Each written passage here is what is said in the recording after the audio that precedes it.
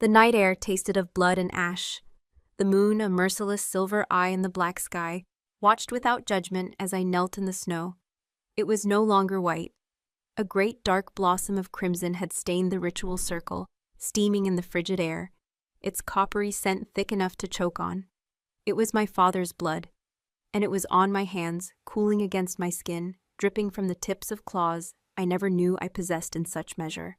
My wolf, the timid, cowering thing that had spent a lifetime hidden in the deepest corners of my soul, was finally silent, sated, and that terrified me more than the unseeing eyes of the man at my feet. The fire in the central pit had been kicked over in the struggle, its embers hissing as they died against the snow. All that remained was the moonlight, painting the silent ring of my pack in shades of bone and shadow.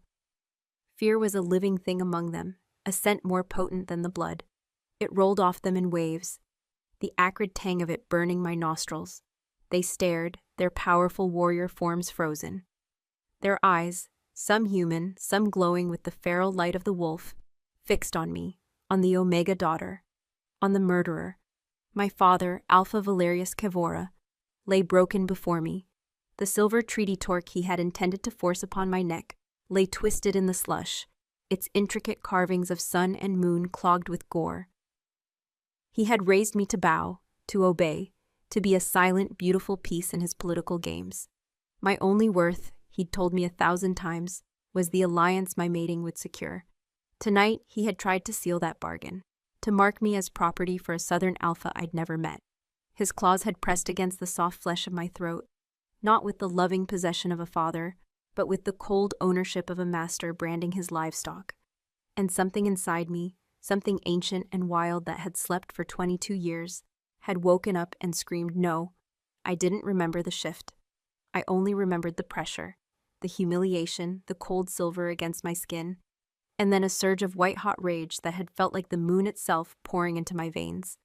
The world had gone red. Now I was back in my own skin, trembling, the echo of a snarl still vibrating in my bones.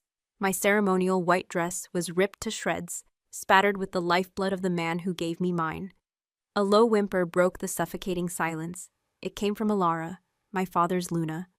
Her face a mask of horror, her perfect porcelain features were contorted, her eyes wide with a terror that was quickly curdling into hatred. "Monster," she breathed, the word a plume of white vapor in the cold. It was not a shout, but a poisoned whisper that slid through the ranks of the pack like a serpent. "You killed your alpha, your own father." Her voice broke the spell. A growl answered her, then another. It rippled through the circle, a low, guttural chorus of disbelief and fury. Kael, my father's beta, took a hesitant step forward. His face was a chiseled slab of granite, his eyes burning with a conflict of loyalty and shock. He had known me since I was a child, had sometimes shown me small kindnesses when my father's coldness was too much to bear, but there was no kindness in his eyes now. "Muriel," he growled, his voice rough with disbelief. "By the law of the first moon, what have you done?" I tried to speak, to explain, but my throat was locked. I had been mute for 5 years, ever since a fever stole my voice and marked me as flawed, further cementing my worthless Omega status. The sounds that came out were broken, guttural clicks and whimpers. Useless. I was useless, just as my father had always said. But a useless thing had just killed the strongest alpha in the north. "She is a traitor," another warrior shouted from the circle. "An abomination. An Omega cannot raise a hand to an alpha, let alone—" He couldn't finish, his voice choked with revulsion. "She's cursed," another whispered, shrinking back. Her silence was a mark of darkness. We all saw it. The pack's fear was transmuting into a righteous, violent anger. They were a force of nature, a storm of claws and teeth, held in check only by the shock of the act. But the shock was fading, and soon that storm would break, and I would be at its center. They saw a daughter slaying her sire, a violation of the most sacred law. They saw a monster who had shattered the very heart of their pack. I looked down at my hands. My claws, long and silver sharp, were still extended. I had never shifted like this before. My wolf was a whisper, a shadow. It had no fangs, no claws, no strength. That's what I had been taught. That's what I had believed. But the evidence was stark and crimson. With a shuddering gasp, I forced them to retract, the sharp point sliding back into my fingertips, leaving behind the bloody proof of my treason.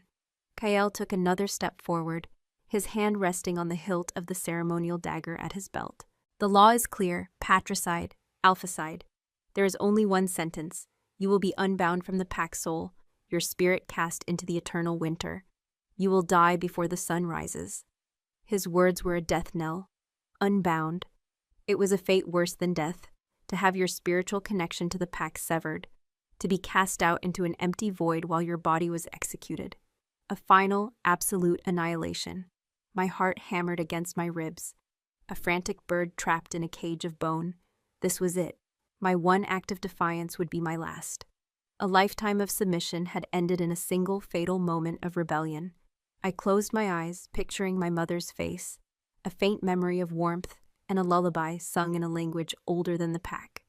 She had died when I was young, leaving me to the cold mercies of my father and his new Luna. Had she been here, would this have happened? Would she have seen the storm gathering in her daughter's soul? A sudden shift in the air snapped my eyes open. It was not just the wind. The temperature dropped by 10 degrees in a single heartbeat.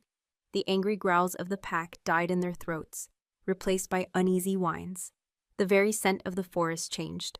The familiar notes of pine, snow, and wolf faded. Overwhelmed by something else. Something ancient and powerful. The scent of ozone after a lightning strike, of cold mountain stone, and of a predator so absolute that my own reawakened wolf flattened itself in my soul, whimpering in submission. Every wolf in the circle, from the lowest warrior to Kale himself, lowered their heads. Some dropped to one knee, their posture one of utter instinctual deference. They were not looking at me anymore. They were staring past me, at the edge of the woods. Out of the shadows, he emerged. He did not walk so much as flow into the moonlight, a figure of impossible size and presence. He was taller than any wolf I had ever seen, his shoulders a bulwark against the night.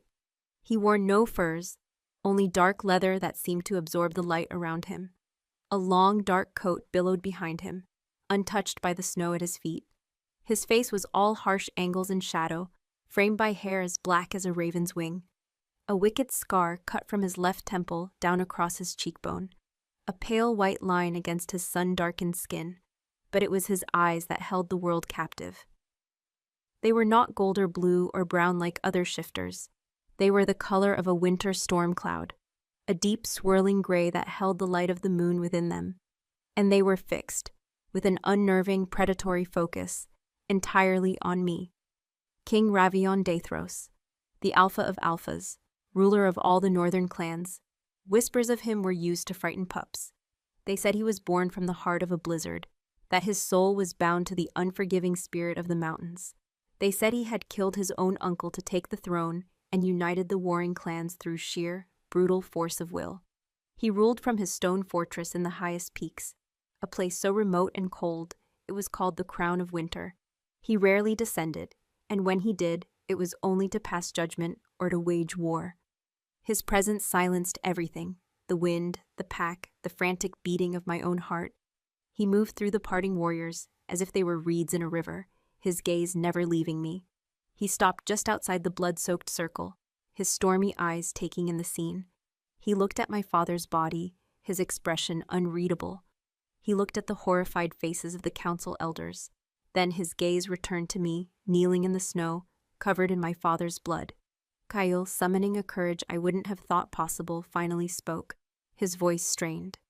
"Your Majesty, we were not expecting you." The king did not look at him. His focus was absolute. It was a physical weight pressing down on me, stripping me bare. He saw everything, the torn dress, the blood on my skin, the wildness in my eyes, the silent terror in my soul. I felt my wolf, the one that had just ripped out an alpha's throat, cower like a scolded pup. I felt the tear in the weave. The king's voice was a low rumble, like the shifting of tectonic plates deep beneath the earth.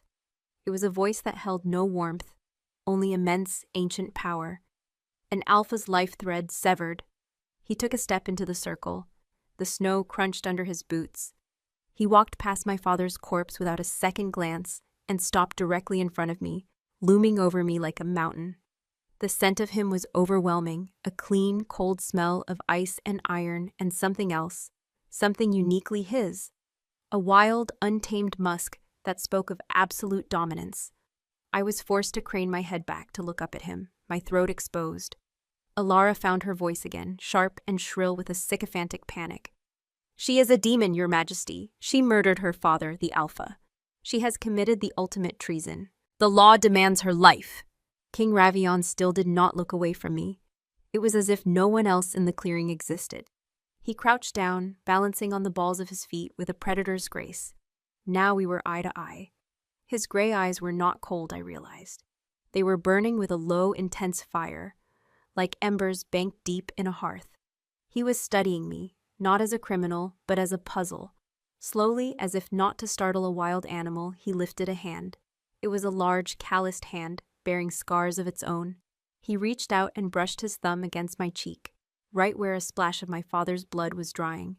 I flinched but did not pull away. His touch was not gentle, but it wasn't rough either. It was possessive, a claim. His skin was warm against my icy flesh, and a jolt, like lightning, shot through me. He rubbed the blood between his thumb and forefinger, studying its color in the moonlight.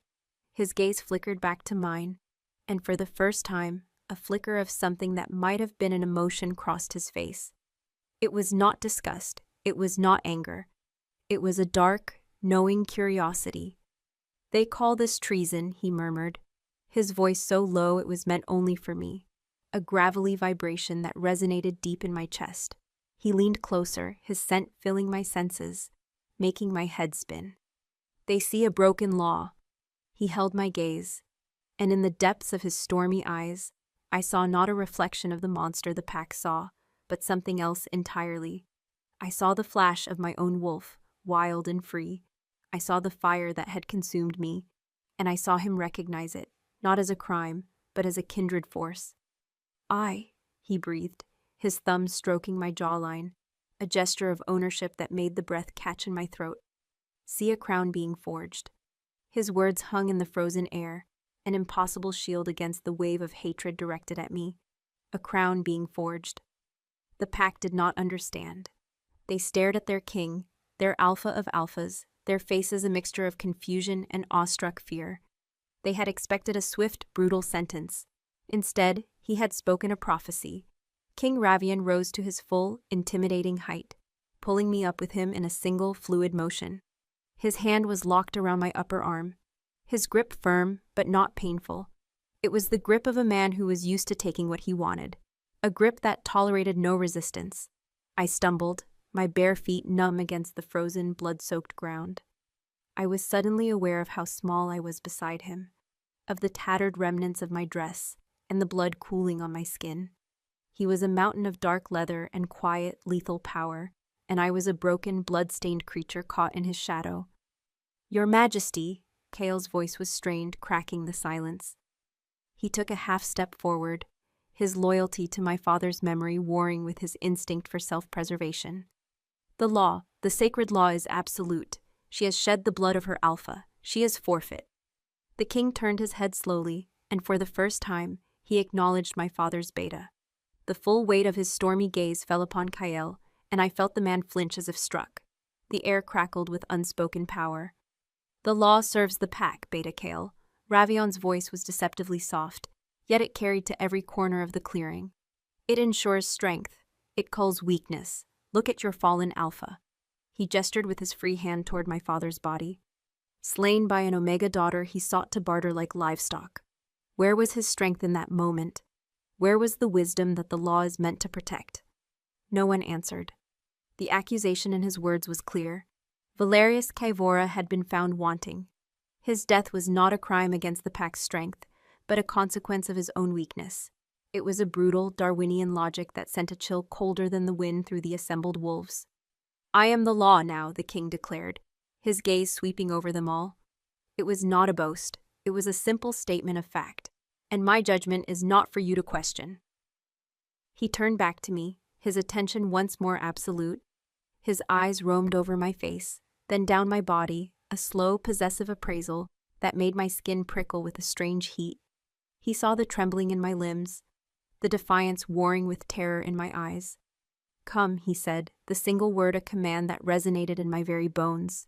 He began to walk, pulling me along with him, away from the circle of death and judgment. The pack parted before him like water around a stone, their heads bowed, their eyes cast to the ground. No one dared meet his gaze. No one dared to challenge his claim on me. Elara, my stepmother, let out a choked sound of fury, but it was swallowed by the thick blanket of fear that Ravion commanded. He led me toward the Alpha's lodge, the largest dwelling in the compound, built of massive timbers and stone, my father's house. The thought sent a fresh wave of nausea through me. The king didn't hesitate at the door, pushing it open with one hand and guiding me into the suffocating warmth within. The main hall was dominated by a huge stone hearth where a fire still burned low, casting long, dancing shadows across the walls.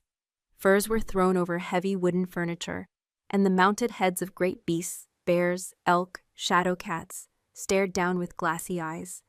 The air was thick with the scent of wood smoke, old leather, and my father. His scent was everywhere, a phantom presence that made the hairs on my arms stand up. King Ravion released me, and I stumbled a few steps, wrapping my arms around myself. The sudden warmth of the lodge made my frozen skin ache. He moved to the hearth, his back to me, and stoked the fire with an iron poker. Flames leaped up, painting his scarred face in flickering hues of orange and red. He seemed utterly at home here, a king in a conquered hall. "2 of my guard are posted outside," he said, not turning around. "No one will enter. You are safe from them." Safe from them? The words echoed in the sudden silence. But was I safe from him? He was a far greater predator than anyone in my pack. I watched him, my heart a frantic drum against my ribs. What did he want? Why spare a murderer? My mind raced, searching for a reason, a strategy. Was this a test, a political maneuver I was too naive to understand? My father had taught me that every action taken by an alpha was a calculated move in a game of power. Kindness was a weapon, and mercy was a lie. He finally turned from the fire, his stormy eyes pinning me in place. "They say you are mute." I flinched at the bluntness of the statement, but gave a short, stiff nod. My silence had been my defining feature, my mark of shame. He walked toward me, his steps silent on the stone floor. He stopped a few feet away, his presence a palpable force field. "But your wolf is not," I heard her. When the alpha's thread was severed, I felt her roar across the mountains. My breath hitched. He had felt it? From his fortress in the crown of winter, miles away? The idea was impossible, terrifying. It suggested a connection, a level of power I couldn't comprehend. "She has a voice, even if you do not," he continued, his gaze intense, searching. "She killed an alpha, and Omega's wolf does not have that power, unless she is no ordinary Omega." He was circling the truth, the secret I myself had not known until an hour ago. My wolf was not the timid creature I had believed it to be. It was something else, something strong, something lethal. My father had spent my entire life suppressing it, shaming it, starving it, convincing me and everyone else that I was weak, flawed, broken. He had feared it. The king saw my turmoil. He saw the question in my eyes. He tilted his head, a gesture of profound, predatory curiosity. "Show me your hands." It was not a request. I hesitated for a heartbeat, then slowly, unwillingly, I held them out. They were still covered in drying blood, the skin beneath scratched and bruised.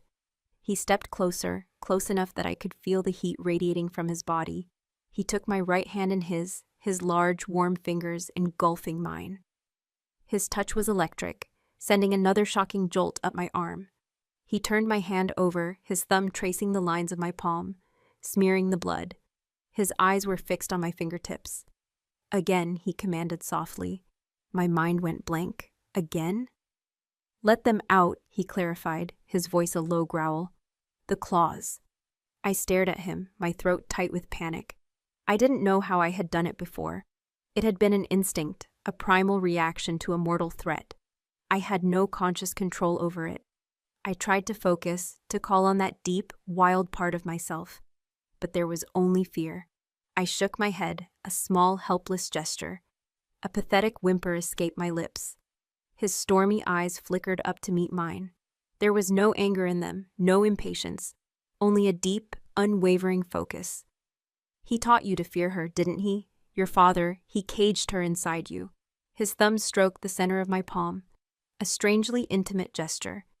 But the cage is broken now. Let her see that you are not afraid. Let her see that I am not afraid. His gaze was a challenge, a command, a permission slip I had never been given. I closed my eyes, took a ragged breath, and tried to push past the years of conditioning, past the fear and the shame. I thought of my father's hand on my throat, the cold silver of the treaty torque, the feeling of being erased. And then I thought of the surge of power, the glorious, terrible freedom of the snarl that had ripped itself from my soul. A strange tingling started in my fingertips. I opened my eyes and looked down. Slowly, like thorns emerging from a vine, 5 silver claws slid from the tips of my fingers, long, sharp, and lethal. They gleamed in the firelight, pristine and clean, having shed the blood they had spilled. A low sound rumbled in the king's chest. It was not a growl of aggression, but of satisfaction, of recognition. He ran the pad of his thumb along the razor edge of one of my claws. He did it without fear, and a single perfect bead of crimson welled up on his skin. He watched the blood appear, then looked back at me. "The legends speak of the silver-blooded," he murmured, his voice thick with a strange reverence. "The first wolves, the ones whose claws are not bone, but forged from the heart of the moon. Queens and kings of the old world, a bloodline thought to be extinct." He released my hand and stepped back, his eyes never leaving me. The weight of his discovery, of his words, settled over me. Silver-blooded, a queen, it was a fairy tale told to pups, a myth of a forgotten age. It couldn't be me. I was Muriel, the flawed Omega, the mute, the disappointment. But the evidence was there, attached to my own hand. The power that had killed my father was not a fluke. It was my bloodline, a heritage he had hidden from me, tried to stamp out of me, because it was a power that could challenge an alpha. It was a power that could rule. My claws retracted on their own, a sharp clicking sound in the quiet hall. I felt dizzy, my world tilting on its axis for the 3rd time that night. First a murderer, then a prisoner, and now the last scion of a lost royal line. Suddenly, the lodge door was thrown open. Kael stood there, his face pale, flanked by 2 of the pack's elders. Behind them, I could see the king's guards, their expressions like stone, clearly having been pushed aside. "Your Majesty," Kael said, his voice desperate, "the pack is restless. They demand justice. They will not accept this. Ilara is rousing the council. They speak of deposing a king who shields a traitor." King Ravian's face hardened, the brief moment of discovery gone, replaced by the cold mask of command. "They speak of their own deaths then." "Please, my king," one of the elders pleaded, his voice trembling. "She broke the sacred law. If you let this stand, the foundation of our world crumbles. Order will be lost. Chaos will reign." Ravion looked from their desperate faces to me, standing small and silent in the center of the room. I saw the calculation in his eyes, the weighing of options. He could kill me now and appease them. He could hand me over. It would be the easy path, the one that preserved the stability he had fought so hard to forge. For a terrible moment, I thought he would. I was a problem, a catalyst for rebellion he did not need. But then his gaze softened, just for a fraction of a second, as he looked at me. He saw not a problem, but a possibility, an asset, a weapon of unimaginable power that had fallen directly into his hands. He turned back to Kael and the elders, his decision made. His voice rang out, cold and absolute as a blade of glacial ice, leaving no room for argument. "There will be no execution. The Omega known as Muriel Kevora died tonight in that circle, along with her father." My blood ran cold. What did he mean? He took a step toward me, his shadow falling over me once more. He looked down at me, his stormy eyes holding a glint of something dark and possessive, a promise of a future I could not begin to imagine. "She is no longer of your pack. She is no longer bound by your laws or your name," he declared to the room. But his words were a vow spoken directly to me. "By right of discovery, by the law of the true moon, I claim her. From this night forward, she belongs to the house of Dethros. She belongs to me." The king's declaration fell like a guillotine, severing my past from my future. She belongs to me. The words echoed the possessive claim my father had made just before he died. yet they felt entirely different. My father's claim had been one of ownership over an object. Ravion's was a claim of dominion over a force of nature he had just unearthed. It was no less terrifying, but laced with a strange, terrifying thread of validation. He didn't see a broken thing to be used. He saw power to be wielded. Kyle and the elders stared, their faces slack with disbelief. The concept was so alien, so far outside the bounds of their law, that they couldn't process it. An Alpha King claiming an Omega criminal? It was madness. But the finality in Ravion's tone was absolute. He was the mountain, and they were mere stones at its base. They could not move him. You cannot. Alara's voice, sharp with venom, cut through their stunned silence. She pushed past the men, her beautiful face a twisted mask of rage. She is a murderer, a curse upon this house. She has my mate's blood on her hands. Ravion didn't even honor her with a glance. Your mate is dead because he was weak, Luna Ilara. His line ends. This house is no longer yours to command. He finally turned his cold gray gaze on her. Gather your personal effects. You have until sunrise to be gone from these lands, my lands. The cruelty of it was breathtaking. In a few short sentences, he had not only pardoned me, but had also stripped my father's Luna of her home, her title, and her protection, exiling her with the same casual authority one might use to dismiss a servant. Alara's face went white, then mottled with a furious red. A desperate, cornered snarl twisted her lips, but it died before it could form. One did not snarl at King Ravion Daethros and live to see the next moon. She choked back her rage, her eyes darting between the king and me. And in their depths, I saw a hatred so profound it was a physical vow. She would not forget this. She would not forgive. Without another word, she turned and swept from the lodge, a queen reduced to nothing. Kyle and the elders, defeated, backed away from the doorway, bowing their heads in submission. The challenge was over. The king had won. Ravion turned back to me, the world shrinking once more to the space between us. Get yourself clean, he commanded, his voice softer now, but still laced with steel. He gestured toward a heavy wooden door at the back of the hall. There are baths through there, and find something to wear that is not soaked in blood and grief. His gaze lingered for a moment on the shredded remains of my white ceremonial dress. It was an order, but it was also a dismissal. For now, the audience was over. I wanted to protest, to demand answers, but my stolen voice and a lifetime of obedience kept me silent. I gave a jerky nod and fled toward the door he had indicated, needing to escape the intensity of his presence before my legs gave out. The bathing chamber was a cavern of steam and stone. A deep, sunken pool was fed by a hot spring, the water dark and inviting. The air was warm and humid, a stark contrast to the frigid night outside. Furs and thick towels were piled on wooden benches. It was a place of luxury, a place I had rarely been allowed to use. My father had believed an Omega had no need for such comforts. I stripped off the ruined dress, letting the blood-stiffened fabric fall to the floor. Under the soft light of the oil lamps, my body was a road map of the night's violence. A deep bruise was already forming on my throat where my father had held me, a dark shadow in the shape of his fingers. My skin was covered in scratches and smeared with blood. I looked alien to myself, a wild thing captured and brought indoors. Sinking into the hot water was a release so profound it was nearly painful. The heat soaked into my bones, easing the deep, shuddering tremors that had taken root in my muscles. I scrubbed at my skin, watching as swirls of pink clouded the water around me. I washed away my father's blood, but I knew I would never be able to wash away the memory of spilling it. The scent of iron and life, the sickening warmth of it on my hands. My wolf, which had been preternaturally quiet since the king's arrival, stirred within me. She was no longer cowering. She was watching, listening. She was aware of the immense predator in the next room, with an intensity that vibrated through my entire being. There was fear, yes, but it was a primal fear, mixed with an equally primal curiosity. He was Alpha, the ultimate Alpha, and he had not sought to dominate or destroy her. He had acknowledged her, praised her, claimed her.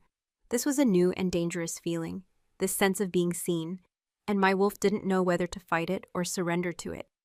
After I was clean, I found a pile of folded clothes on a chest. They were simple, practical garments. A soft tunic of dark wool, leather leggings, and fur-lined boots. Nothing like the pale, restrictive dresses I had been forced to wear my entire life. These were clothes for moving, for fighting, for living. They were also far too large for me. As I pulled the tunic over my head, a scent clung to the fabric.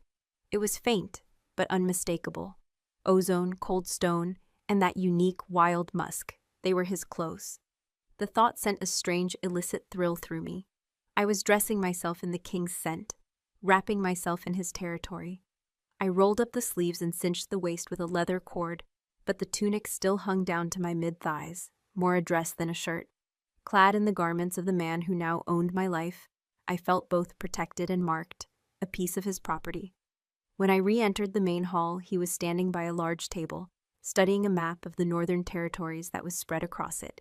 He had taken off his heavy coat, and in the simple dark shirt he wore beneath, the sheer breadth of his shoulders and the corded muscle of his arms were even more apparent. He didn't look up as I approached, but I knew he was aware of my every footstep. "You will ride with me at first light," he said, his voice a low rumble. "We go to the Crown of Winter." The name of his fortress sent another shiver through me. The Crown of Winter was more myth than place, a citadel carved into the highest, most inaccessible peak of the spine of the world mountains. It was said that the winds there could strip flesh from bone and that the sun never truly warmed its stones. It was a place for a king like him, forged of ice and shadow. He finally looked up from the map, and his eyes swept over me. I saw a flicker of something in their gray depths as he took in the sight of me and his clothes. It was a possessive, satisfied glint that made the air in my lungs feel thin. "It is a hard journey," he said. 3 days, if the weather holds. You will need your strength." He gestured to the table, where a plate of roasted meat, bread, and cheese now sat. "Eat." Again, the simple, undeniable command. I moved to the table, my stomach twisting into a nervous knot. I hadn't eaten since midday, but my appetite had vanished. Still, I knew better than to disobey. I sat on a heavy wooden bench and picked at the food, forcing myself to swallow bites of the rich, savory meat. He came and sat opposite me, the massive table the only thing between us. He didn't eat. He just watched me, his gaze so steady and intense it felt like a physical touch. The silence stretched, thick and heavy, broken only by the crackle of the fire and the sound of my own ragged breathing. I ate because he commanded it, every bite a struggle against the lump of fear in my throat. "What?" I tried to form a question, but the sound that came out was a broken, airy rasp. I pressed my lips together in frustration, striking a fist lightly against my thigh. My useless voice, my eternal cage. "What do I want from you?" he finished for me, his perception unnervingly sharp. He leaned forward, resting his powerful forearms on the table. The firelight danced across the scar on his face, making it seem to flicker and writhe. "Your father wanted to use you as a peace treaty, a symbol. He was a fool. You are not a symbol, Muriel Kavora. You are a weapon. A weapon." The word was cold and hard. "The southern clans grow bold," he continued, his voice dropping lower, as if sharing a state secret. "They test my borders. They think the north is fractured, weakened by old rivalries. They see a king who rules alone, with no queen, no heir. They see an opportunity." His stormy eyes bored into mine. "They do not know that the last of the silver-blooded now kneels at my hearth. They do not know that I hold in my hand the living descendant of the ancient queens, a power that the clans have not seen in 1,000 years, a power they revere in their oldest legends." It was all beginning to make sense. This wasn't about justice or mercy, it was about power. My father had seen me as a pawn. Ravion saw me as a queen on the chessboard, the most powerful piece of all. He hadn't just saved me, he had acquired me. "You will come with me to the Crown of Winter," he said, his voice leaving no room for negotiation. "You will learn to control the power that flows in your blood. You will learn to wield it at my command. You will stand by my side, a symbol of my strength, and all our enemies will look upon you and know fear." His plan was audacious, to take me, the disgraced Omega murderer, and remake me into a figure of legend. To use my hidden heritage to solidify his own rule. It was a cage, just a different one. A cage of gold and iron instead of silence and shame. I looked down at my hands, the hands that had taken a life, the hands that held this terrible mythical power. Could I do it? Could I become the weapon he envisioned? Did I even have a choice? He had saved me from certain death, but the price of that salvation was my utter subjugation to his will. My wolf bristled at the thought of being a tool, even for an alpha as powerful as him. The same rage that had surged against my father simmered just below the surface, but my human side, the part that had known a lifetime of fear, knew that to defy this man would be suicide. As if he could hear my thoughts, his expression softened almost imperceptibly. I am not your father, Muriel. I will not cage you, I will forge you. There is a difference. The unspoken promise in his words was intoxicating. He wouldn't hide my power, he would cultivate it.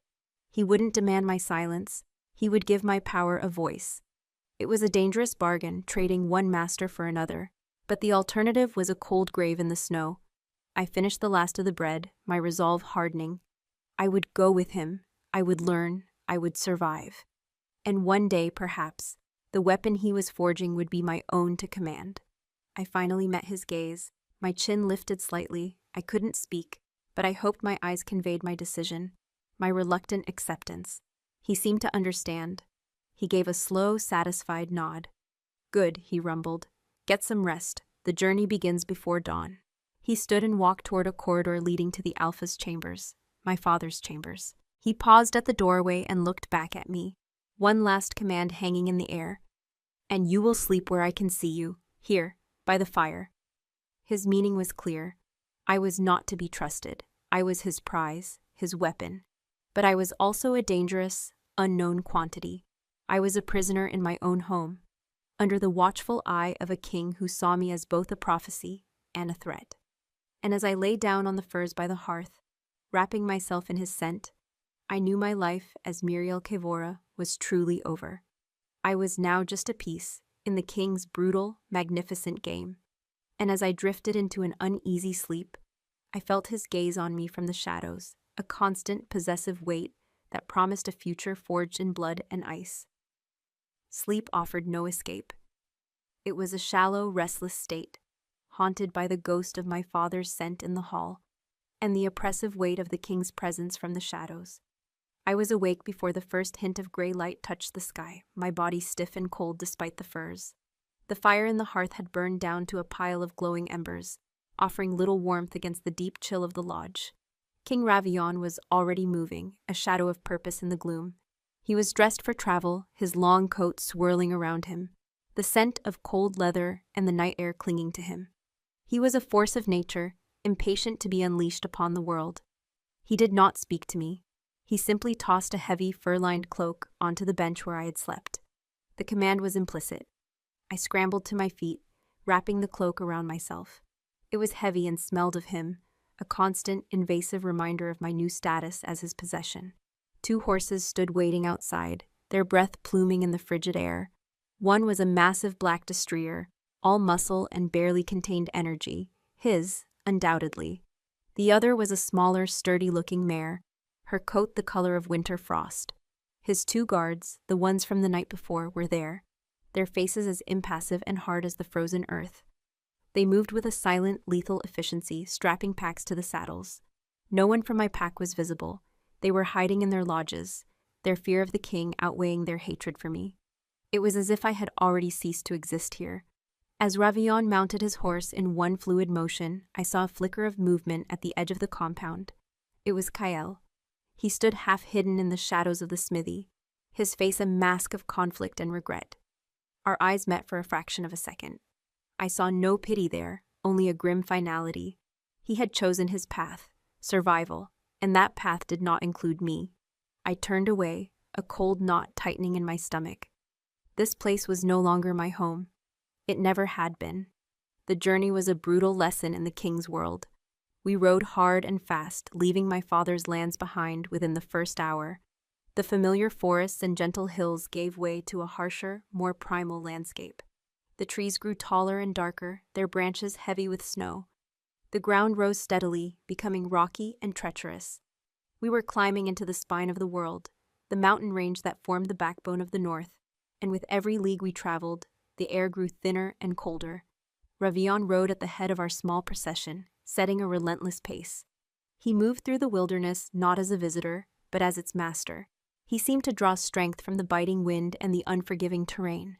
His guards, whose names I learned were Vorlog and Fen, flanked me on either side. They never spoke to me, their eyes constantly scanning our surroundings, their hands never far from the hilts of the greatswords strapped to their backs. I was their cargo, their prisoner. Their expressions were unreadable, but I could feel their suspicion. I was the Omega who had killed her Alpha. A disruption to the natural order, and the king's inexplicable interest in me, was a puzzle they clearly did not trust. The silence was a character in itself. For 3 days, the only sounds were the crunch of hooves in the snow, the whistle of the wind through the high passes, and the occasional low-voiced command from Ravion to his men. He never spoke to me directly, but I felt his awareness of me constantly. When my mare stumbled on a patch of ice, his head would turn slightly, his body tensing until I had regained my seat. When I shivered too violently in the biting wind, I would feel his gaze on me, assessing my endurance, my weakness. On the second night, the cold was a living entity. We made camp in the shelter of a massive rock outcropping, a small fire fighting a losing battle against the vast, star-filled darkness. The cold seeped through my cloak, through the king's tunic, through my very skin until it felt like my bones were turning to ice. I huddled as close to the fire as I dared, my teeth chattering uncontrollably. I saw Vorlog and Fen exchange a look.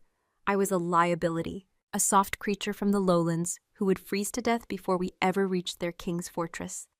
Ravion was watching me from the other side of the fire, his gray eyes catching the flames, making them look like molten silver.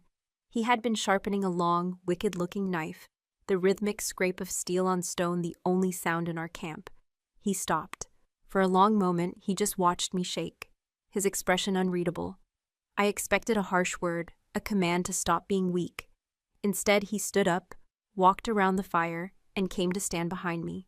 Before I could react, he removed the immense fur he wore over his own coat, the pelt of some great northern bear, thick and black as night, and draped it over my shoulders.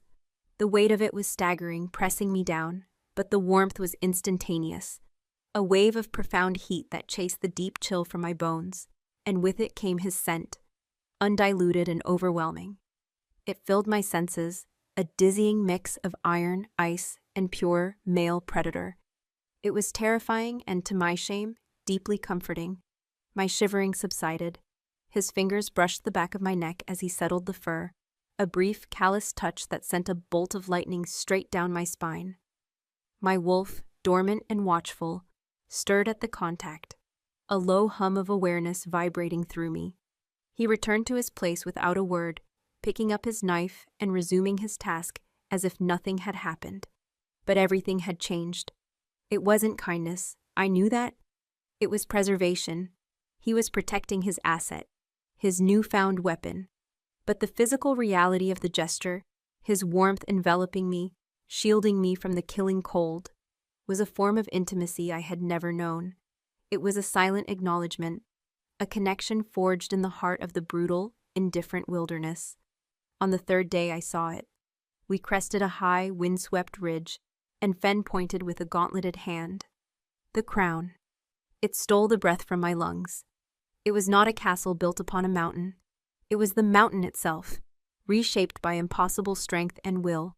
A single jagged peak of black rock rose higher than all the others, its summit carved into battlements and towers that seemed to claw at the gray sky. It was a fortress of brutalist, nightmarish beauty, a place of power that cared nothing for comfort or grace. Ice clung to its sheer walls in great glittering sheets, and a perpetual banner of snow, whipped by the wind, flew from its highest point. There was no easy path to it. The road we followed was a narrow track cut into the side of the cliff, a dizzying drop on one side. The crown of winter. It was not a home. It was a throne at the top of the world. The final approach was a grueling ascent into the clouds. As we passed through the massive iron-bound gates, the wind died, and a sudden profound silence descended. The courtyard was vast, paved with black stone that seemed to drink the light. Shifters moved through the space, but they were unlike the wolves of my pack. These were warriors, every one of them. They were lean, hard, and scarred. They moved with a silent purpose, their eyes holding the same cold fire I saw in their kings. They all stopped as we entered. their heads bowing in perfect synchronized deference to Ravion. And then their eyes lifted and fell upon me. I felt hundreds of pairs of eyes on me, a barrage of suspicion, curiosity, and outright hostility. I was an outsider, an omega, a splash of weakness in their sea of strength. I pulled the king's bear fur tighter around myself, the scent a fragile shield against their judgment. Ravion dismounted, tossing the reins of his destrier to a waiting stable hand. He walked to my side and looked up at me. For the first time on the journey, he spoke to me directly. "Dismount." My legs were numb and stiff from 3 days in the saddle. I swung my leg over, but my muscles failed me. I started to slide, a clumsy, undignified fall, but I never hit the ground. His hands shot out, closing around my waist, and he lifted me from the saddle as if I weighed nothing. He set me on my feet but didn't immediately release me. For a suspended moment, I was held against his hard body, my face level with the strong column of his throat. My hands were pressed against the cold leather of his chest, and I could feel the slow, steady beat of his heart beneath my palms. The world narrowed to the circle of his arms, to his scent, to the sheer, overwhelming power of him. He held me a second longer than necessary, a silent message to all who watched. She is with me. She is mine. Then he let go and turned, striding toward the entrance to the main keep without a backward glance, expecting me to follow. I hurried after him, his guards falling into step behind me, a cage of loyal steel. The inside of the fortress was even more intimidating than the outside. The halls were vast and cavernous, carved from the living rock of the mountain. Torches set in iron sconces threw long, dancing shadows, but they did little to dispel the profound, ancient gloom. The air was cold and smelled of stone, metal, and something else. Something ancient and powerful, like the smell of a slumbering dragon. It was the scent of the mountain's soul. He led me through a labyrinth of corridors and up winding stone staircases, our footsteps echoing in the oppressive silence. There were no furs on the floors, no tapestries on the walls. There was only stone, iron, and shadow. It was a place built for war and survival, not for living. Finally, he stopped before a heavy door of iron-banded oak, set apart from the others. He lifted a thick iron latch and pushed the door open, revealing the room beyond. He stood aside, gesturing for me to enter. I stepped across the threshold and my heart sank. It was a cell. The walls were bare, hewn stone. The only furniture was a narrow bed built into the rock, piled with dark furs, a small wooden table, and a single chair. A wash basin stood in one corner. High on one wall was a narrow slit window, barred with iron, offering a sliver of the gray, unforgiving sky. This was not a guest chamber. This was a prison. All my fragile hopes that I might be something more than his captive turned to dust. I turned to face him, my silent question, my despair, clear in my eyes. He stood in the doorway, his massive frame blocking out the light from the hall. His face was a mask of stone, his stormy eyes impossible to read. "This will be your chamber," he said, his voice a low rumble that echoed in the small room. "Your training begins at dawn."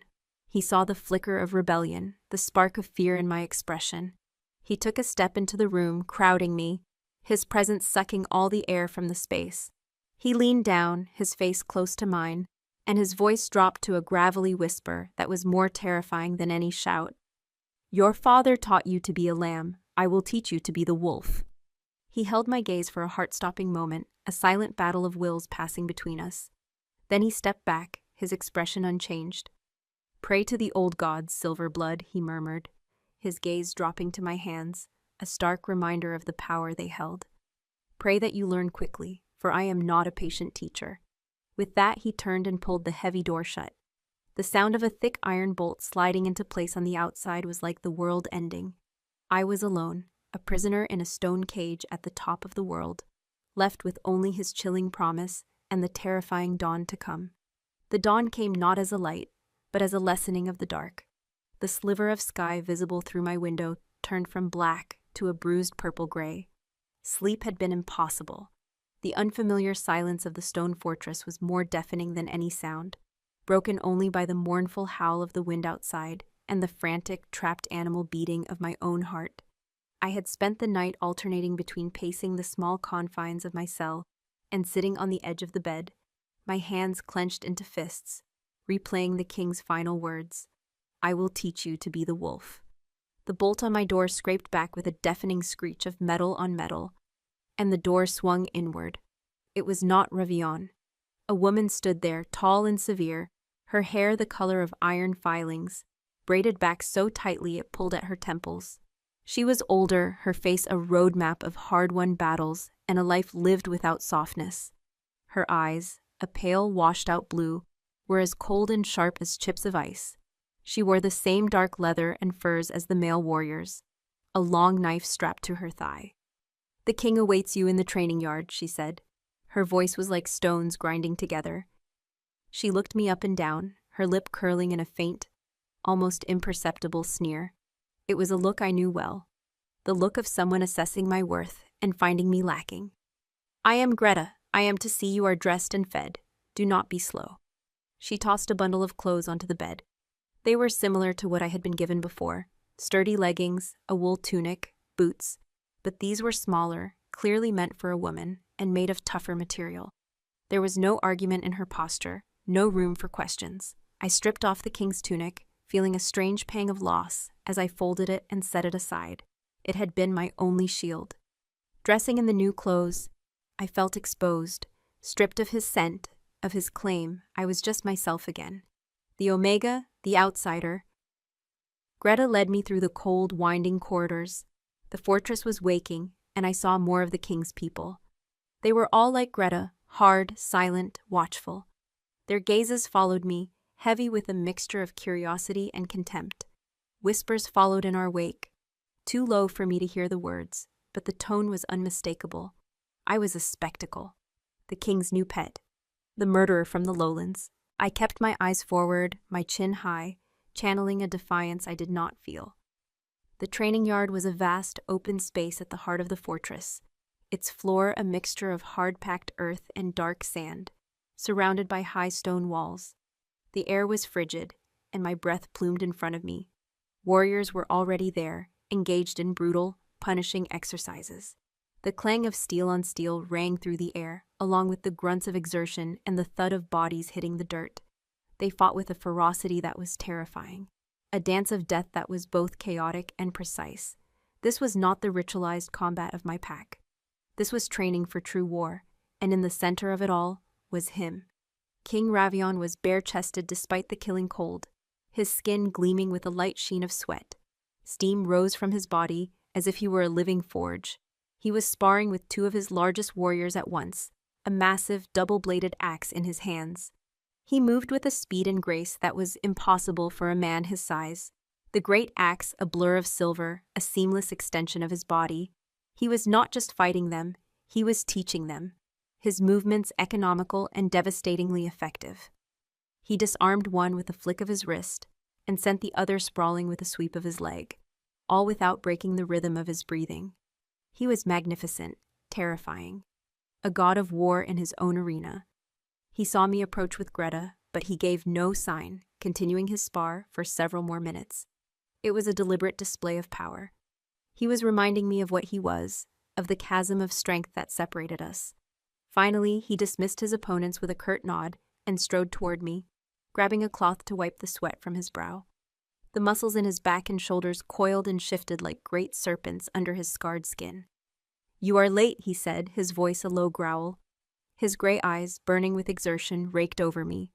Before I could even react, Greta spoke from behind me. "The delay was mine, Your Majesty. The prisoner was slow to dress." Her lie was seamless, delivered with a cold, blank face. It was a petty cruelty, a small stab to put me in my place.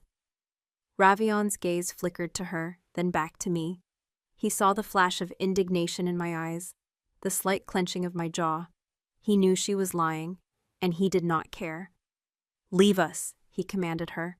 She bowed her head and retreated, melting back into the shadows of the yard. Ravion tossed the cloth aside and turned his full attention to me. "Your power resides in your blood, in your wolf. The body is the vessel that contains it. If the vessel is weak, the power is useless. Today, we test the vessel." He led me to a clear space away from the other warriors. There were no weapons, no equipment, just the punk, a hard-packed earth.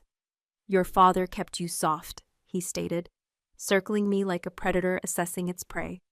He kept you weak because he feared what you would become if you were strong. He was right to be afraid. He stopped in front of me.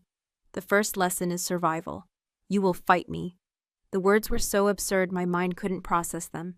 I stared at him, my eyes wide. Fight him. The man who had just dispatched 2 giant warriors with an axe as if they were children? I was half his size with no training, no weapon. It wasn't a fight. It was an execution. I shook my head, taking an involuntary step back. A broken, pleading sound escaped my throat. His expression hardened. The faint warmth from his exertion vanished, replaced by glacial cold. That was not a request. Here in my world, you fight or you die. There is no other choice. He lunged. It was not a true attack. It was too fast for me to even see. A blur of motion. One moment he was 10 feet away. The next his hand was clamped around my throat, lifting me off my feet. My boots dangled uselessly above the ground. His grip was a band of iron, not tight enough to crush, but completely inescapable. Panic, pure and blinding, flooded my senses. My hands flew up, scrabbling uselessly at his wrist. It was like trying to move a mountain. My lungs burned. Black spots danced in my vision. My wolf, the killer, the beast that had torn out my father's throat, was a whimpering pup in the face of this absolute dominance. He was too strong, his will a physical force that crushed my own. He held me there until a desperate sob broke from me, until my struggles weakened. Then, just as I felt my consciousness begin to fade, he dropped me. I collapsed to the ground in a heap, gasping, coughing, sucking in ragged lungfuls of the frigid air. Pathetic, he sneered from above me. The word was a whip crack. Is this the power that killed an alpha? A frightened child who freezes at the first sign of a true threat? Shame and rage warred within me, a toxic, burning mixture. He was right. I had acted like a lamb, just as my father had taught me. I had cowered and waited for the blow to fall. He didn't give me time to recover. He hauled me to my feet, his grip on my arm bruising. Again. He came at me again, slower this time, but with an overwhelming, deliberate force. I flinched, raising my arms to shield my face. He simply brushed them aside and shoved me hard in the chest. I flew backward, my feet tangling, and landed flat on my back. The impact knocked the wind from me, my head cracking against the frozen ground. For a moment, the world went white. Through the ringing in my ears, I heard his voice, laced with contempt. Your instincts are weak. You cower. You protect your face when you should be protecting your center. You anticipate pain instead of avoiding it. He stood over me, a dark mountain blotting out the sky. Get up. I pushed myself up onto my elbows, my body screaming in protest. Every part of me wanted to stay down, to curl into a ball and wait for it to be over, but the shame was a sharper pain than any physical blow. The eyes of the other warriors were on us now, their training forgotten. They were watching the king break his new toy. They were watching me fail. A spark ignited in the pit of my stomach, a tiny defiant ember of the fire from that night in the snow. It was the same fire that had screamed no when my father tried to mark me. I staggered to my feet, my legs trembling. I was dizzy, bruised, humiliated, but I was standing. I met his cold, gray eyes, and for the first time I didn't let my gaze drop. A flicker of something, surprise, approval, crossed his face, gone as quickly as it appeared. Again. This time when he moved, I moved. I dodged to the side, clumsy and slow, but it was enough. His hand grasped only air where my throat had been. It was a small victory, but it sent a jolt of adrenaline through me. He turned, his expression unchanged. Better, you reacted. Now stop just reacting. Stop being the prey. Attack. Attack him? The idea was still insane. But the ember of rage was growing, fanned by his relentless contempt. He saw me as weak. He saw me as pathetic. He was no different from my father, just with a different method of control. The thought was a poison, and it fed the fire. I lunged, a wordless scream trapped in my silent throat. I threw a wild punch at his face. He caught my fist in his hand, his fingers wrapping around my knuckles with casual ease. The sheer size and power of his hand engulfing mine was a shock. He didn't even flinch.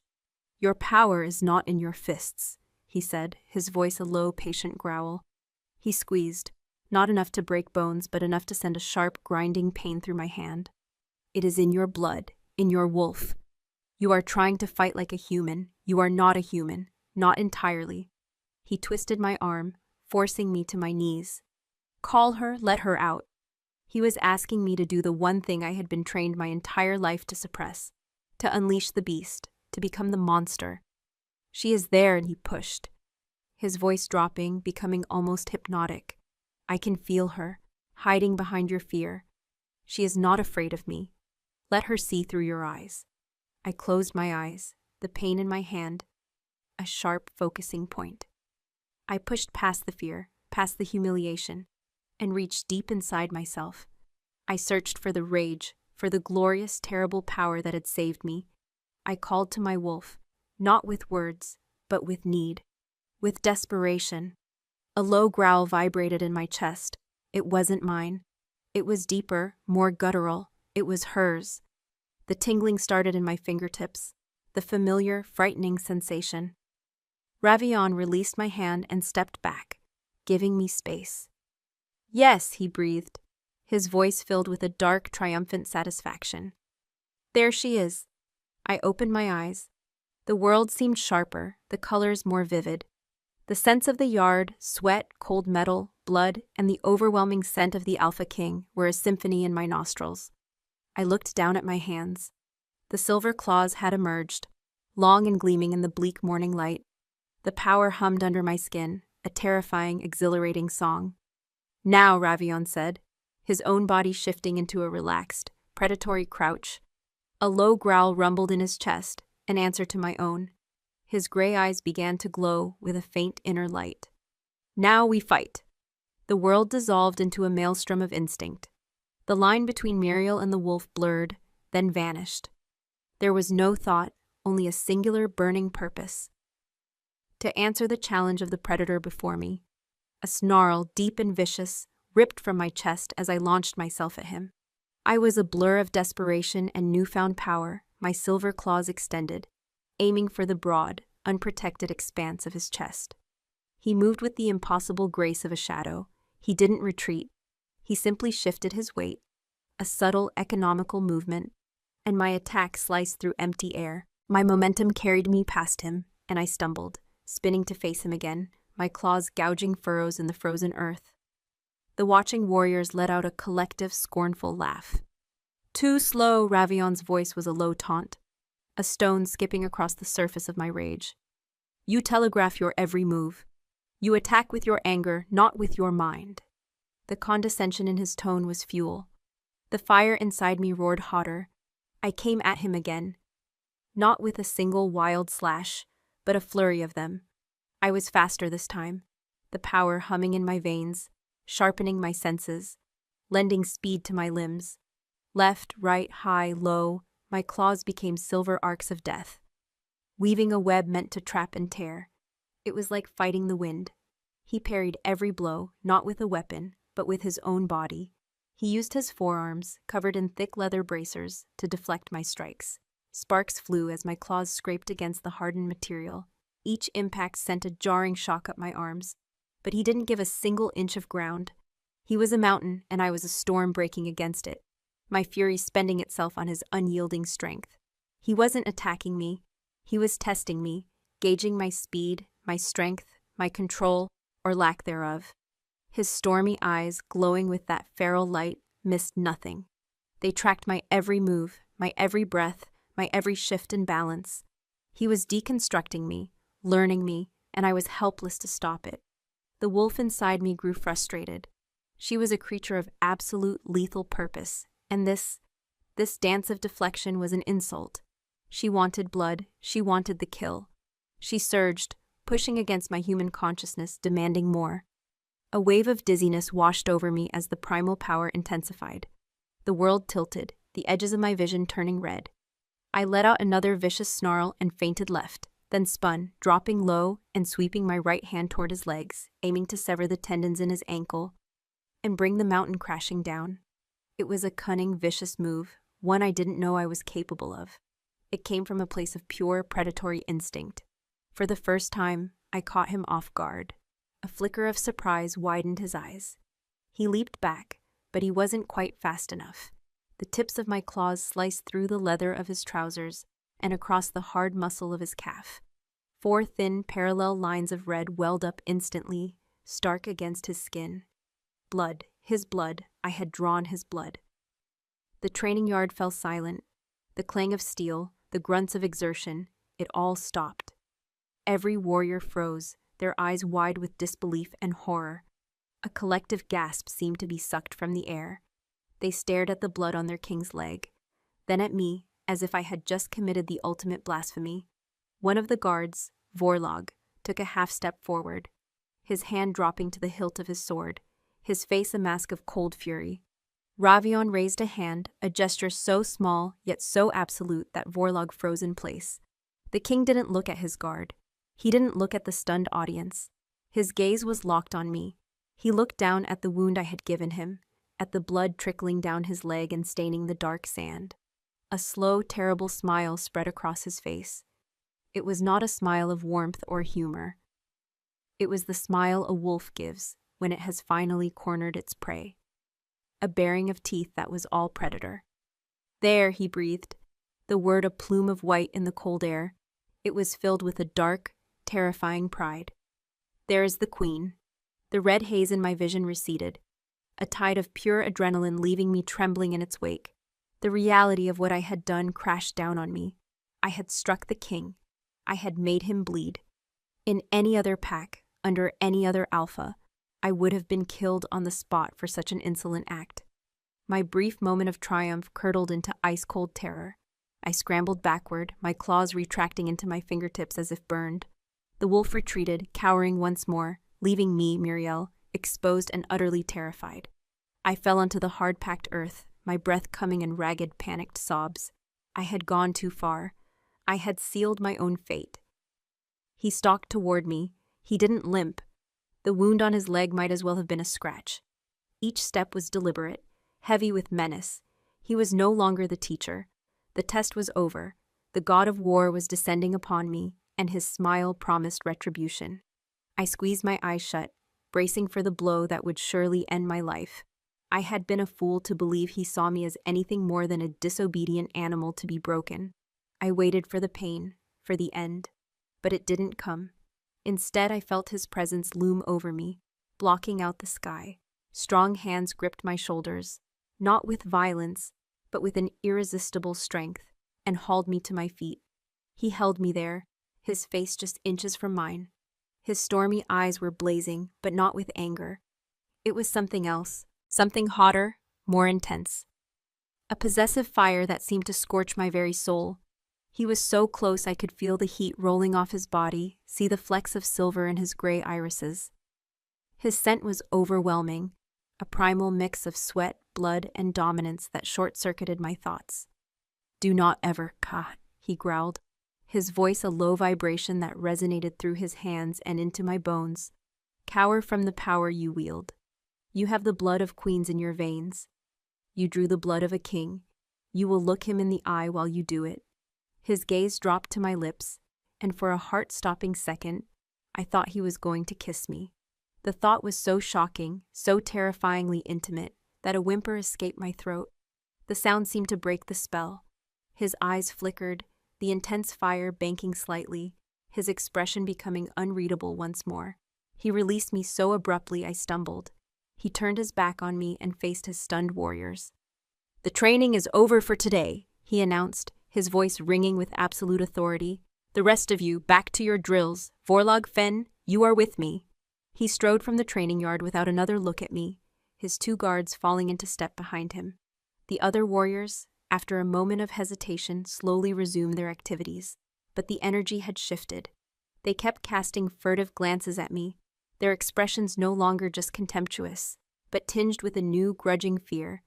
I was no longer just the king's strange pet. I was the one who had made the king bleed and lived. Greta reappeared at my side as if summoned from the shadows. Her pale eyes were wide, her usual mask of severity cracked with a sliver of shock. She looked at me differently now. She looked at me as if I were a loaded crossbow, uncertain and dangerous. "Come," she said, her voice strained. "You are to be cleaned and tended to." She led me away from the yard, my body a tapestry of aches and bruises. But the physical pain was nothing compared to the turmoil in my soul. He hadn't punished me. He had praised me. He had praised me for the very act that should have been my death sentence. He wasn't trying to break my spirit. He was trying to shatter the cage my father had built around it. And he was using the most brutal methods imaginable.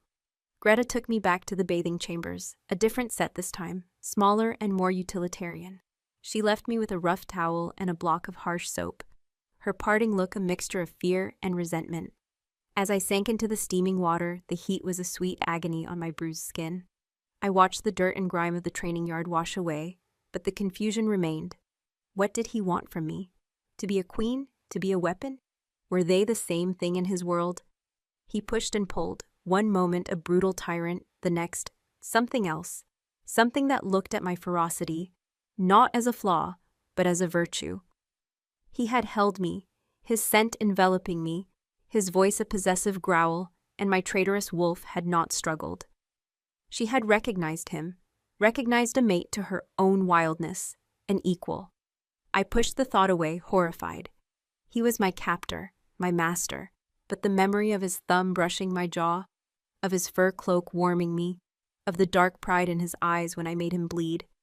It was a dangerous poison, seeping into the cracks of my shattered psyche. When I returned to my cell, clean and dressed in a fresh tunic, I found him there. He was waiting for me, sitting on the edge of my narrow bed, making the small room feel even more constricted. The wound on his leg had been cleaned and wrapped in a tight linen bandage. He had put on a shirt. He stood as I entered, and my breath caught. In his hands, he held a circlet of what looked like twisted, blackened iron. It was a simple, unadorned thing, but it pulsed with a faint, ancient power I could feel in the air. This was forged in the heart of the mountain, he said, his voice quiet. It was worn by the first kings, to help them master the voice of the wolf without losing the mind of the man. He stepped toward me, holding the circlet. The power you hold is raw, untamed. It will consume you if you do not learn to command it. This will help. He lifted the iron crown and settled it onto my head. The metal was cold against my skin, and for a moment, nothing happened. Then a strange warmth spread from the points where it touched me, seeping directly into my mind. The frantic, angry buzzing of my wolf, a constant presence since the fight, grew quiet, not silenced, not caged, but calm, focused. The rage was still there, the power was still there, but it was no longer a chaotic storm. It was a deep, waiting river. I could feel the separation between my thoughts and her instincts more clearly than ever before. I looked up at him, my eyes wide with wonder. I lifted a hand to touch the circlet, my fingers tracing the cold, powerful metal. His expression was serious, his gray eyes intense. The crown will help you find the balance, but the control must come from you. He reached out, his fingers tracing the curve of the circlet where it rested against my temple. His touch was surprisingly gentle, a stark contrast to the violence in the yard. I told you I would forge you, he murmured, his thumb brushing against my skin, sending a shiver through me. This is the first strike of the hammer. There will be many more before the blade is finished. He held my gaze, and I saw the truth of his promise in the stormy depths of his eyes. He would break me down and remake me in fire and blood. And this strange, powerful circlet was not a gift. It was a tool, another chain, forged of iron and magic, to bind me to his will and to the terrifying destiny he had chosen for me. The iron circlet was both a balm and a brand. The raging chaos of my newly awakened power settled into a manageable hum, a river of strength flowing just beneath my skin, instead of a wildfire consuming my mind. I could think again. I could separate the wolf's instincts from my own fears, but the circlet was also a constant physical reminder of my place. It was a gift from the king, a tool he had bestowed upon me, marking me as his project, his creation. Every time I caught my reflection in a polished shield or a pail of water, I saw the dark, stark metal against my pale skin and dark hair. It looked like a crown, it felt like a collar. My days fell into a brutal, monotonous rhythm. Before sunrise, Greta would wake me, her expression a permanent mask of cold disapproval. I would eat a sparse meal of hard bread and dried meat, then proceed to the training yard. And there Ravion would be waiting. He was a relentless, merciless teacher. He broke down everything I thought I knew about myself and rebuilt it from the foundation of the wolf. He taught me to move not as a woman, but as a predator. He taught me to see with my nose and ears as much as with my eyes, to read the subtle shifts in the air, the scent of fear on a man's skin, the tremor of the earth beneath my feet. He forced me to fight not just him, but his most hardened warriors, men who outweighed me by 100 pounds and had been wielding swords since they could walk. At first they came at me with a sort of contemptuous restraint, clearly under orders not to kill me, but not to make it easy either. They saw me as a curiosity, the king's pet omega. That changed the first time I managed to land a blow. I was sparring with Vorlog, the hulking, silent guard, who had wanted to kill me for scratching the king. He was toying with me, using the flat of his blade to block my clumsy attacks, a smirk on his lips. Ravion's voice cut through the air from the sidelines, cold and sharp. "Are you fighting a pup, Vorlog? Or the one who marked your king? Show her what a real fight is, or I will find a warrior who can." The smirk vanished from Vorlog's face, replaced by a cold fury. He came at me in earnest, his greatsword a blur of lethal steel. Fear, sharp and primal, shot through me. I dodged and weaved, my smaller size my only advantage. His blade whistled past my head, close enough to feel the wind of its passage. He was trying to kill me, or at least to maim me. The realization was a bucket of ice water. This was not a game. Panic gave way to the cold focus the circlet provided. The wolf rose, not in a chaotic rage, but with a chilling, calculated precision. As Vorlog swung his sword in a wide, powerful arc, meant to cleave me in two, I dropped, sliding on the dirt beneath his guard. My hand shot out, silver claws extended, and I raked them across the back of his unarmored knee. He roared, a sound of pure agony and shock, and his leg buckled. He crashed to the ground, his sword clattering on the stones. I was on him in an instant, the tips of my claws pressed against the soft flesh of his throat before he could even process what had happened. The yard went silent. Vorlog stared up at me, his eyes wide with disbelief and a new, potent fear. I could feel the frantic pulse of his carotid artery against my claws. I could smell the copper tang of his terror. The wolf wanted to finish it. She wanted to rip out his throat and show everyone what happened when she was underestimated. It was my mind, my human will, strengthened by the circlet, that held her back. Enough. I retracted my claws and stood up, leaving him gasping on the ground. From that day on, none of them held back, and I learned to fight with a desperation that bordered on savagery, because every spar was a battle for my life. I collected bruises and cuts, my body a constant throb of pain, but with each passing day, I grew stronger, faster, and more deadly. Ravion watched it all, his face an unreadable mask of stone. He rarely praised me, but I would occasionally see a flicker of dark satisfaction in his eyes when I executed a maneuver perfectly or bested a warrior twice my size. His approval was a rare, potent drug, and I found myself craving it with a shameful intensity. The nights were the hardest. Locked in my cell, the aches of my body would set in, and the cold silence of the fortress would press down on me. I was utterly alone, a stranger in a hostile land, with no one to speak to, no comfort to be found. My old life, as miserable as it had been, was gone. My future was a terrifying unknown, completely in the hands of the king. One night, the loneliness was a physical weight, heavier than any fatigue. A storm was raging outside, the wind shrieking around the fortress like a tormented spirit. I sat on my bed, wrapped in a fur, staring at the stone walls, feeling them close in on me. A silent, hot tear tracked a path down my cheek. It was the first I had allowed myself to shed since my father's death. The grief, the fear, the exhaustion, it all came crashing down. The bolt on my door slid back. I hastily wiped the tear away, my heart leaping into my throat. It was never unlocked at this hour. King Ravion stood in the doorway, a looming shadow against the torchlight of the hall. He was not dressed for battle, but in a simple dark tunic and leggings, his feet bare. He held a wooden tray, on which sat a steaming mug and a small honey cake. He stepped inside, pushing the door closed behind him, plunging the room into near darkness, lit only by the sliver of light from my window. I could hear the wind howling and his soft, deliberate footsteps as he approached. He set the tray on the small table. The scent of hot spiced cider and sweet honey filled the small cell. a stark contrast to the cold stone. He did not speak. He just stood there, watching me. I could feel his gaze on me in the dark. A heavy, tangible thing.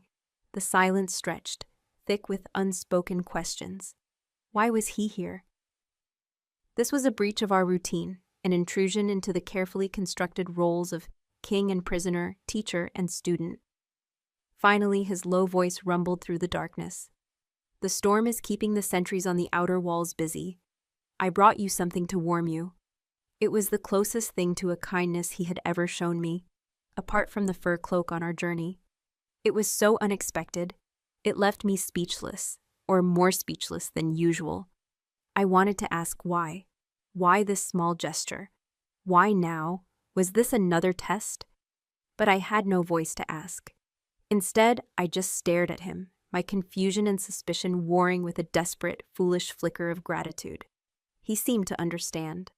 "You fought well today, Muriel," he said, using my name for the first time since that first night. The sound of it in his deep voice was a strange intimacy, a claim. "You are learning to listen to the wolf without letting her scream. The balance is difficult. It requires a quiet mind." He paused, and I felt his gaze intensify. "Your mind is not quiet tonight." He knew. He could sense my turmoil, my despair.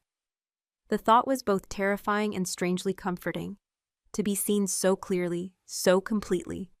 He picked up the mug of cider and held it out to me. My hand trembled as I took it, my fingers brushing against his. The contact was electric, a jolt of warmth that had nothing to do with the hot ceramic. I took a sip. The cider was hot and sweet, laced with cinnamon and something else, a fiery spirit that burned a pleasant trail down to my stomach, chasing away some of the deep, internal chill. He sat on the single wooden chair, his large frame seeming to dwarf it. We sat in silence for a long time, the only sounds the howling wind and my own soft sips from the mug. It was not an uncomfortable silence. It was companionable, a temporary truce in the war he was waging on my soul. "When I was a boy," he said suddenly, his voice a low murmur, "my father locked me in the ice caves beneath this fortress for 3 days. He wanted to force my first shift. He said a true alpha's son would not be afraid of the cold or the dark." I looked at him, shocked. He had never spoken of his past, never revealed a single crack in his armor of command. "My wolf came," he continued, his gaze distant, lost in a memory. "But it was not a glorious arrival. It was a thing of terror and rage. I did not understand the power. I could not control it. When they finally opened the door, I was no longer a boy. I was a beast. It took them 6 of their best warriors to subdue me. I nearly killed 2 of them, and my own father." A shadow crossed his face. He never looked at me the same way again. He saw only the monster. He feared me, and so he sought to chain me. He looked at me then, his stormy eyes locking with mine in the darkness. "I know what it is to have a power inside you that your own blood fears. I know what it is to be told that the strongest part of you is a curse." And in that moment, I understood. I understood the brutality of his training, the relentless pressure. He wasn't trying to chain me as his father had chained him, or as my father had chained me. He was trying to give me the one thing he'd never had: control. He was forcing me to master the beast so that it would never master me. He was forging me into a weapon, yes, but he was also trying to save me from the same fate that had clearly scarred his own soul. My heart ached with a sudden, overwhelming wave of empathy for the boy he had been and for the king he had become. All I could do was offer him a small, grateful nod. I took a bite of the honey cake. It was impossibly sweet, a taste of a life I had never known. He watched me eat, a faint, almost imperceptible softening around his eyes. "The southern clans are mustering, led by a charismatic alpha named Lucian. He speaks of unifying the lands under one banner, his. He calls me a northern savage, a relic of a bygone era. He will move before the winter snows lock the passes." He was telling me his plans, sharing the burdens of his crown. He was treating me not as a prisoner, but as an ally. "When he comes," Ravion said, his voice dropping to a low, intense growl, "I will not meet him on the field as a savage. I will meet him as a king. And at my side will be a queen of the old blood, with silver claws and the fire of the moon in her eyes.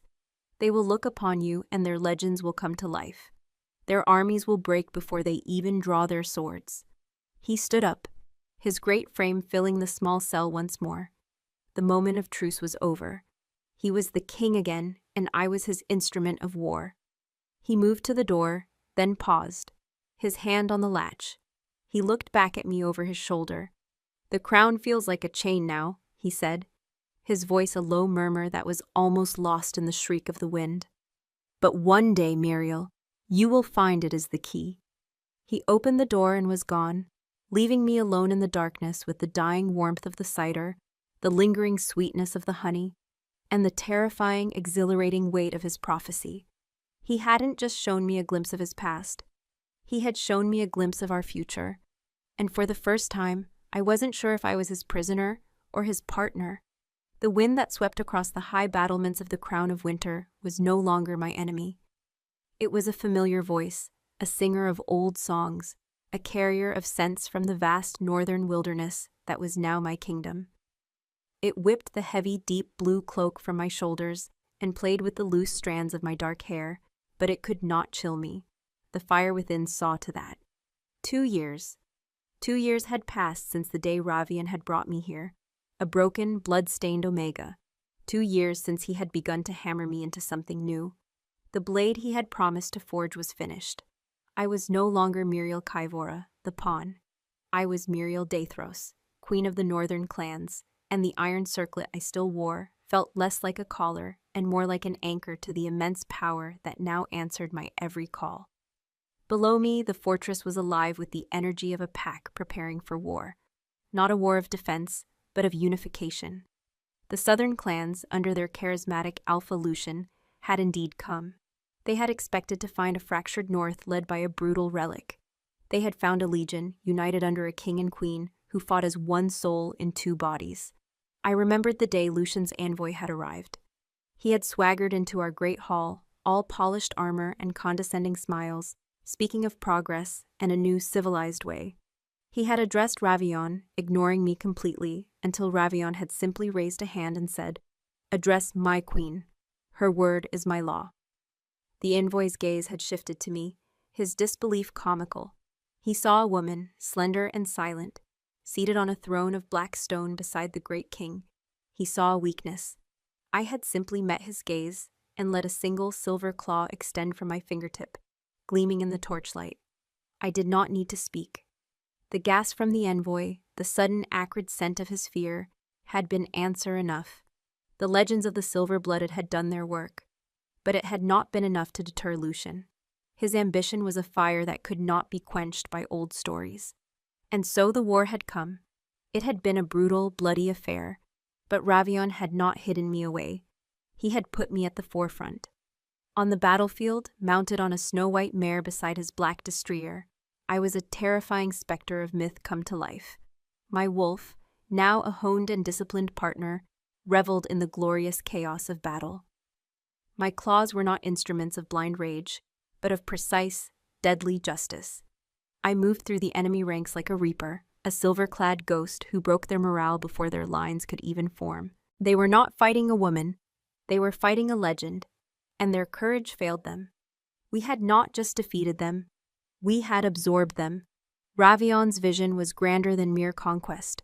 For every pack that bent the knee, he offered not subjugation but inclusion, a place in a stronger, united North that could withstand any threat, from within or without. Now only one stronghold remained, Lucian's own. He had retreated to his fortress in the south, a cornered wolf ready for one last desperate fight, and we were going to give it to him. A heavy hand settled on my shoulder. I didn't need to turn. I knew the touch, the scent, the sheer presence of him. Ravion came to stand beside me at the battlement, his own dark cloak billowing in the wind, mirroring my own. He was no longer just my king, my teacher, my captor. He was the other half of my soul. Our bond had not been forged in soft words and gentle caresses, but in the fires of the training yard, in the shared hardships of the campaign, in the silent understanding of 2 scarred souls who had found their match. He had never tried to fix my silence, but had instead learned to understand my every thought through a glance, a touch. the subtle shifts in the bond that now connected our wolves. He had given my power a voice more potent than any words. "The scouts have returned," he rumbled, his voice a low counterpoint to the howling wind. "Lucian reinforces his walls. He expects a siege." I turned to him. The 2 years of war and rule had settled on him, deepening the lines on his face, but there was a light in his stormy eyes that had not been there before. The profound loneliness he had always carried had eased, replaced by a quiet contentment that I knew was a reflection of my own. I reached up and touched the scar on his cheek, a gesture that had become a familiar comfort between us. He leaned into my touch, his eyes closing for a brief moment. He was my king, the alpha of alphas, a figure of awe and terror to thousands. But here, with me, he was just Revion, and I, who had once been broken and mute, was the only one who could quiet the storm in his soul. "He thinks like a southerner," I projected the thought to him. A skill we had honed over months of silent communication. He thinks in terms of stone and steel. Ravion's eyes opened, a slow, predatory smile touching his lips. It was a smile that no longer terrified me. It was a smile I shared. "And we do not." "No," I agreed, my own smile forming. "We are the children of the winter. The storm is our ally." I looked south, toward the distant lands we would soon march upon. "We will not break ourselves against his walls. We will flow around them. We will be the blizzard he cannot see, the cold he cannot fight. And when he is isolated, starving, and afraid, you and I will offer him the king's justice." Ravion's hand covered mine where it rested on his cheek. His thumb stroked my skin, a gesture of profound possession and infinite tenderness. "And what," he murmured, his voice a low growl that vibrated through my bones, "is the queen's judgment?" I met his gaze, my wolf rising to the surface, her power a calm, deep sea within me. My eyes glowed with a faint silver light, a reflection of the fierce, feral love I felt for this man, this king who had seen a queen in a murderer's eyes. "His crime is not challenging a king," I answered, my thoughts ringing with the finality of a death knell. "His crime is arrogance. He sought to cage the North, and we will teach him that the North Star bows to no one." Ravion's smile widened, all teeth and predator's promise. He lowered his head and finally, after 2 years of brutal training, shared battles, and silent communion, he claimed my lips. The kiss was not gentle. It was a clash of thunder and lightning, a sealing of vows written in blood and forged in ice. It was the raw, untamed spirit of the North itself, a promise of winter, of war, and of a love as fierce and enduring as the mountains. I was once a pawn, destined for shame. I was once a murderer, destined for death. But on the night I killed my father, I had not become a monster. I had become what I was always meant to be. And here, in the arms of my king, at the dawn of our final victory, I was home.